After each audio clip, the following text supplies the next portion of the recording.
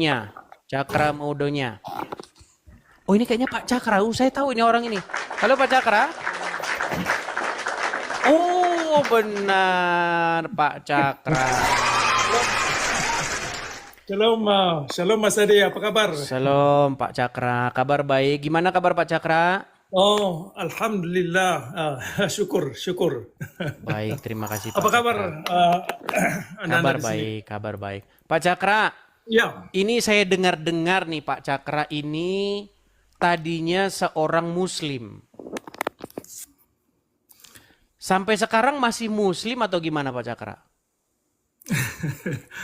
em, saya ini bukan Muslim Islam Nabi Muhammad, tetapi Muslim versi saya sendiri.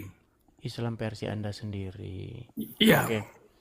Boleh nggak jelasin dulu Pak Cakra, perkenalkan diri dulu, latar belakangnya gimana gitu Pak Cakra. Setahu saya Pak Cakra ini kan orang Aceh. Aceh itu setahu saya itu orang yang kental dengan Islamnya. Ini bagaimana jalan ceritanya kok Pak Cakra ini bisa sampai mengatakan sesuatu yang sangat kontroversial begitu. Mengatakan Muhammad tuh tokoh fiksi yang dikarang-karang oleh pengarang hadis. Kemudian mengatakan Islam tuh pembawa kekacauan begitu. Gimana itu ceritanya Pak Cakra? Silakan. ya baik, terima kasih atas kesempatan. Ya ceritanya panjang, tetapi bisa saya uh, sebutkan beberapa dimensi. Bahwasanya di dalam Islam itu secara struktur ya, agama Islam itu bukan menuju kepada pencerahan, kepada perbaikan akhlak, bukan kepada enlightenment. Nah, kalau Islam bukan menuju kepada akhlak, tetapi diklaim sebagai akhlak, nah berarti ada kerancuan di dalam klaim yang dibuat. Betul. Nah, bagi saya itu sangat bermasalah. Karena kenapa?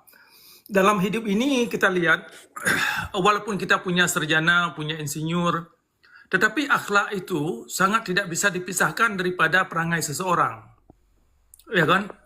Jadi kalau Islam tidak bisa mewujudkan dan mengaktualisasikan secara sistematis cara membentukkan aswatun hasanah yang diklaim janji datangnya Nabi Muhammad, berarti ada masalah dalam doktrin Islam itu yang sungguh bermasalah. Nah, itu Contoh-contohnya nih, contoh-contoh menurut Pak Cakra, hal-hal yang memang Islam itu merupakan ajaran yang destruktif atau merusak, itu apa contohnya misalnya?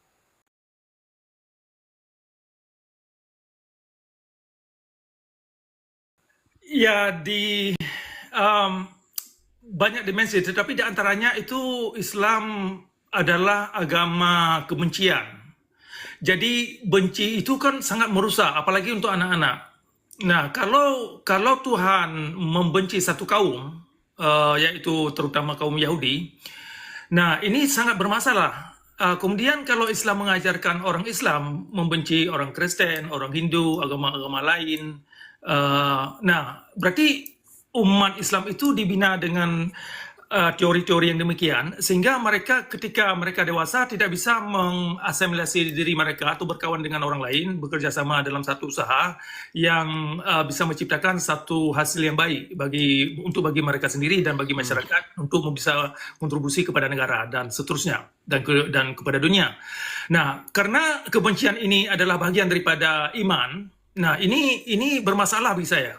Nah, berarti ada hal yang memang sangat miring dan sehingga Islam ini susah sekali mewujudkan konsep rahmatan lil alamin. Contoh-contoh konkretnya Pak Cakra, ayat-ayat yang menurut Anda itu sangat-sangat memiliki muatan yang Anda utarakan gitu, menjadi malapetaka bagi umat manusia, itu ayat apa misalnya? Misalnya ya ayat 29 dan ayat 123 dari surah At-Taubah. Taubah ya. Ya, dan ayat-ayat yang lain yang serupa dengan itu. Jadi Pak Cakra begini, apakah Anda setuju bahwa orang-orang yang melakukan teror begitu ya, seperti kasus bom Bali, kasus bom-bom lainnya yang terus-menerus kita lihat di Indonesia nggak kunjung usai, BNPT sampai mencari daya upaya segala upaya, tetap saja kejadian itu terus berulang. Dari zaman bom Borobudur sampai bom yang kemarin yang terbaru ya, Ya. bom yang terbaru kemarin yang gereja Katolik, itu menurut Anda itu memang mereka lakukan atas perintah Al-Quran itu atau bagaimana menurut Anda ini Pak Cakra? Itu saya kira sangat sangat mendasar kepada doktrin. Jadi perang memerangi agama lain itu memang bagian daripada tuntutan syariat. Nah, kan ada di ayat ayat 123 itu dan ayat-ayat yang lain di dalam Al-Qur'an itu yang memerangi yang menyatakan memerangi umat lain ya bentuknya macam-macam. Salah satu di antaranya ya pakai teror-teror yang demikian, bakar-bakar gereja, bakar-bakar pokoknya bikin-bikin kerusuhan. Nah, itu bagian daripada dakwah. Ya juga yang kita lihat perlakuan-perlakuan orang teroris kan bagian daripada itu. Kalau kita dengar dakwah-dakwah mereka kan sering kali mereka menggunakan ayat-ayat yang demikian. Apalagi hadis-hadis yang memang terkait dengan ya kekerasan lah. Apalagi kalau kita lebih mendalam kepada syariat Islam lebih khususnya, itu kan butir-butir syariat Islam itu kan butir-butir penganiayaan. Korban yang utama adalah ya orang Muslim itu sendiri, korban pertama. Ini yang kita sayangkan, bahwasanya kita ingin ingatkan kawan-kawan kita dalam Islam itu, bahwasanya penegakan syariat Islam sesungguhnya adalah penegakan kezaliman Nabi Muhammad dalam beragama. Waduh. Nah, Ini statement. kenapa saya bilang demikian? Karena perwujudan kelakuan kaum ulama dalam syariat Islam dengan perlakuan Nabi Muhammad adalah dua dimensi yang tidak bisa dipisahkan. Nah, jadi kalau ulama misalnya mengargumenkan, menarasikan, oh ini cuman hanya kesalahan ulama, salah tafsir, salah, itu omong kosong. Karena yang mereka lakukan adalah memang berdasarkan kitab-kitab yang mereka pegang. Betul. Artinya mereka meyakini bahwasanya yang mereka lakukan itu adalah perbuatan Nabi. Kan demikian. Betul. Seperti Muhammad memerangi Yahudi, memerangi umat yang tidak mau beriman kepada Allah. Sebenarnya itu kan sudah dilakukan oleh Muhammad ya. Kemudian kalau ada umat Muslim yang sekarang melakukan itu, sebenarnya itu meneruskan ajaran Muhammad gitu ya. Iya. Betul. Ya, itulah kita ingin mengajak kaum Muslim ini untuk bisa jujur, terutama mereka para cendekiawan Muslim, agar bisa jujur sehingga kita bisa berdialog secara produktif. Oke. Ya kan? Oke, ini satu ini Mas. Artinya begini Pak Cakra, selama Anda memperdalam agama Islam, memang inti dari agama Islam ini akhirnya memang mengajarkan kebencian kepada umat lain, betul ya? Itu diantaranya, benar. Oke. Jadi makanya saya bilang gini teman-teman, saya sebenarnya mau ngangkat tema ini, tapi mungkin nanti tema ini agak sedikit sedikit kontroversi. Sebenarnya gini, kalau kita mau jujur nih Pak Cakra, sebenarnya agama Islam tuh bertentangan dengan Bhinneka Tunggal Ika, bener nggak ya? Iya. Karena dia mengajarkan jangan berteman kecuali dengan orang Muslim, ya kan? Jangan bersahabat kecuali dengan Muslim. Jangan, bahkan ada hadis mengatakan jangan makananmu dimakan kecuali orang yang bertakwa. Jangan memilih pemimpin yang bukan Muslim, betul? Benar. Nah, sementara undang-undang dasar kita mengatakan bahwa seorang presiden itu adalah warga negara Indonesia, tidak disebutkan agama apa, betul kan? Tapi kalau dalam Muslim dilarang memilih pemimpin yang bukan Muslim. Makanya saya bilang sebenarnya ajaran agama Islam ini bertentangan dengan dasar-dasar falsafah negara kita. Nah, cuman memang orang nggak berani bersuara Pak Cakra, nggak berani. Gitu. Jadi ini teman-teman tolong direkam kalau teman-teman mau merekam ya. Saya mengatakan bahwa ajaran Islam yang sesungguhnya itu bertentangan dengan dasar negara kita dan falsafah bangsa ini. Iya, iya. Gitu. Makanya hukum termasuk dia yang berkaitan dengan ini ya, dengan syariat Islam itu apa namanya, bab penistaan agama itu sangat bertentangan dengan azas-azas Pancasila saya kira, dan azas-azas Undang-Undang 45 terutama pasal 29. Oke.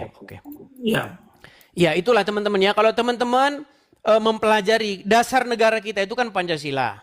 Kemudian falsafah kita itu adalah Bhinneka Tunggal Ika. Nah, sementara dalam undang-undang dasar kita ya, itu disebutkan bahwa yang boleh jadi presiden itu adalah warga negara Indonesia ya, berumur sekian. Tidak ada di situ agama tertentu. ya, Tetapi menurut hukumnya Islam, jangan memilih pemimpin kecuali yang muslim. ya. Bagaimana mungkin ajaran agama Islam itu bisa sejalan dengan hukum atau undang-undang dasar? Begitu. Ya, ya, ya. Makanya dulu pernah Egy Sujana itu mengeluarkan satu statement bahwa selain agama Islam itu harus dibubarkan karena bertentangan dengan Pancasila. Makanya saya balik nih sekarang. Sebenarnya yang bertentangan dengan Pancasila itu adalah agama Islam. Iya, iya. Begitu. Itu benar. Memang itulah masalah. Makanya syariat Islam itu sangat bermasalah bagi Indonesia saya kira. Karena semakin orang Muslim tenggelam dalam syariat Islam, maka semakin mereka Memberontak ya. ya benar. Dan ingin mendirikan negara syariat itu. Ya benar. Iya. Jadi buktinya, kita bicara bukti ya teman-teman. Lalu apa buktinya bahwa ajaran agama atau syariat Islam itu bertentangan dengan dasar negara kita dan falsafah negara kita? Buktinya gerakan-gerakan pemberontakan seperti DITII, ya kan, Permesta, Kahar Muzakar, itu sudah kita lihat dari sejarah bangsa kita berdiri, mereka selalu ingin memberontak. Ya. Gitu, untuk menggulingkan kekuasaan, untuk mengganti dasar hukum kita dengan syariat Islam. Itu adalah bukti bahwa sesungguhnya ajaran agama Islam itu bertentangan dengan Pancasila dan Undang-Undang Dasar 1945. Begitu. Ya benar. Itu makanya Islam yang berlandaskan teologi atau ideologi itu sangat bertentangan dengan azas-azas kemanusiaan, sangat bertentangan dengan azas-azas universal, sangat bertentangan dengan prinsip-prinsip alam. Nah, ini yang sering orang Islam tidak mengerti. Makanya kalau kita ajak mereka untuk membuktikan secara konkret mekanisme untuk mewujudkan aswatun hasanah dan agama yang rahmatan lil alamin secara ini ya, methodical, secara yang bisa ditempuh langkah-langkahnya itu bagaimana, itu susah karena tidak berlandaskan kepada azas-azas yang ada pada diri kita sebagai manusia. Tetapi karena keyakinan yang buta kepada dogma buta, ini yang membuat orang Islam ini terperangkap dalam slogan. Jadi mereka menganggap, misalkan begini, ada amal ma'ruf. Yang dimengerti umat amal ma'ruf adalah kerja baik.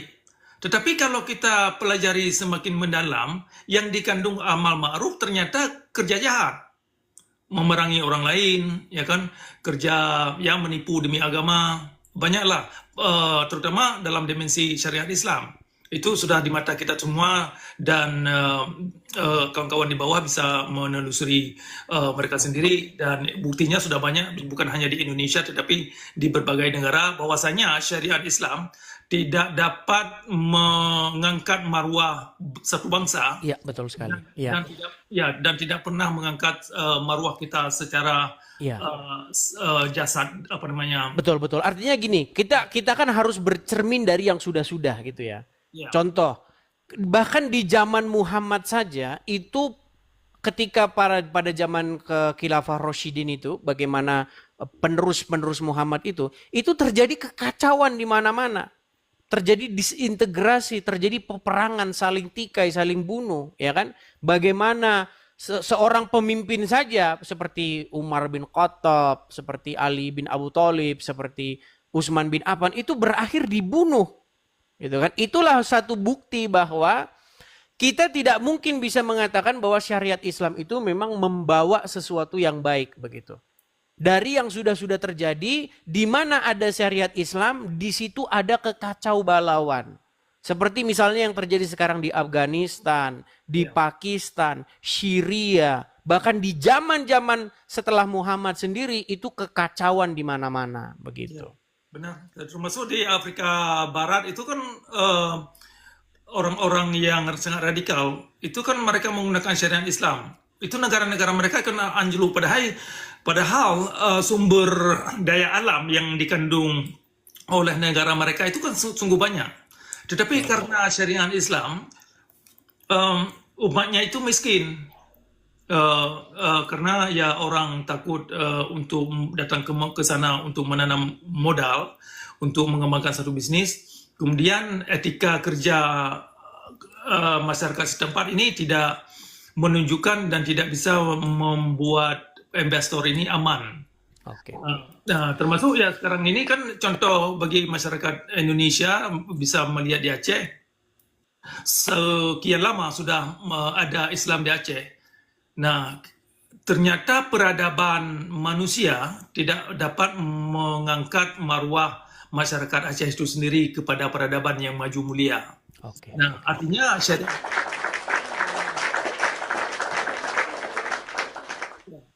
syariat Islam memang bukan kepada kebenaran, bukan kepada nilai-nilai kemanusiaan, bukan untuk mengangkat maruah dan daya nalar kita ini agar kita ini menjadi kreatif, produktif dalam hidup, bisa bermanfaat untuk diri kita ini dan untuk masyarakat dan kepada dunia.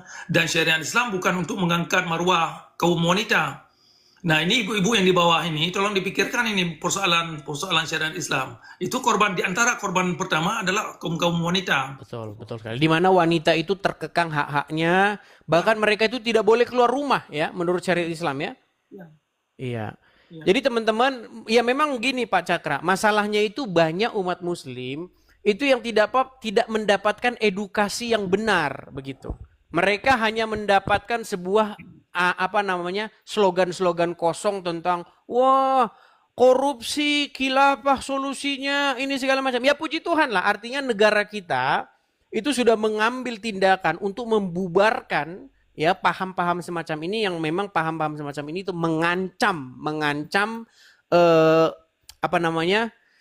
dapat membuat disintegrasi antar bangsa begitu. Jadi makanya saya bilang teman-teman ya, bukti bahwa ajaran atau syariat Islam bertentangan dengan dasar negara kita, dengan Pancasila dan Undang-Undang Dasar 1945 adalah bahwa mereka dari sejak berdirinya negara kita ini selalu berusaha untuk mengerongrong keutuhan NKRI itu dengan cara mengganti dasar negara kita Pancasila itu dengan syariat Islam. Oke lah, itu buktinya ya. Saya nggak omong kosong begitu. Ya. Seperti itu. Kalau bisa tambah sedikit menjawab pertanyaan Mas Edis tadi, persoalan latar belakang saya, bagaimana saya melihat Islam ini bermasalah secara moralitas ya. Karena Islam secara ideologi itu mereka mengambil ayat-ayat yang sebagian ayat Al-Quran diterjemahkan sedemikian rupa untuk kepada kejahatan. Nah, sedangkan ada sejumlah ayat-ayat Al-Quran yang bagus itu ditolak. Contoh. La ikraha fiddin ayat 256 surah Al-Baqarah. Itu sebenarnya bagus. Tidak ada paksaan gitu ya dalam beragama ya. Benar, itu bukan ya tidak ada paksaan dalam beragama. Itu kan bisa menciptakan toleransi beragama, bisa menciptakan debat yang produktif, ya kan? Semua manusia, semua orang Islam berhak untuk mempertanyakan apapun yang perlu dikaji dan perlu dipertanyakan secara kritis. Nah, tetapi karena dalam dimensi syariat Islam tidak mengakui ayat 256 dari surah Al-Baqarah, sehingga ayat itu tidak banyak makna apa-apa, tidak berfungsi, malah ayat itu menjerat orang-orang yang masuk Islam seperti kayak ini orang mualaf, ya kan? Kebanyakan orang mualaf terpedaya dengan ayat itu. Mereka mengira la ikraha fiddin, mereka masuk Islam, oke, saya masuk Islam, nanti kalau saya tidak suka saya keluar, kan demikian. Padahal Ternyata kalau sudah masuk, kalau keluar itu akan dipancung ya. benar, ya, Iya. ya. Jadi ini perlu dimengerti oleh kawan-kawan di bawah ini, bahwasanya la ikraha fiddin itu bukan bukan apa namanya, bukan bagian apa namanya. La ikraha fiddin itu adalah hanya slogan untuk menggait orang yang ingin masuk Islam, tetapi ketika mereka masuk Islam, mereka tidak punya hak untuk menggunakan ayat itu lagi.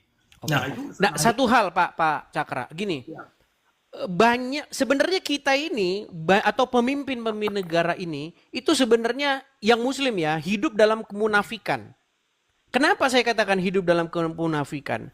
Karena menurut Al-Qur'an, barang siapa yang tidak memutuskan perkara berdasarkan apa yang diturunkan Allah, itu adalah orang-orang yang zalim, orang-orang yang kafir.